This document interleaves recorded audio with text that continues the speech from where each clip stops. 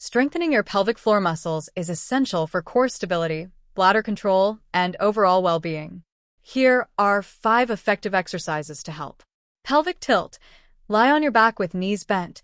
Flatten your lower back against the floor using your core muscles, and hold for a few seconds before releasing. Pelvic tilt clocks. Imagine a clock on your belly and tilt your pelvis at different angles, e.g., 12 to 6, 5 to 7, to engage different muscle groups.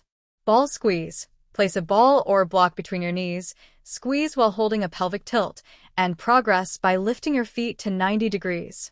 Belt push. Wrap a belt around your ankles, lie on your stomach with knees bent, push your ankles outward into the belt, and engage your core.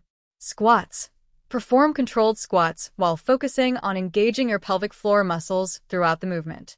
For a guided demonstration, check out this video. Let me know if you'd like more details or modifications.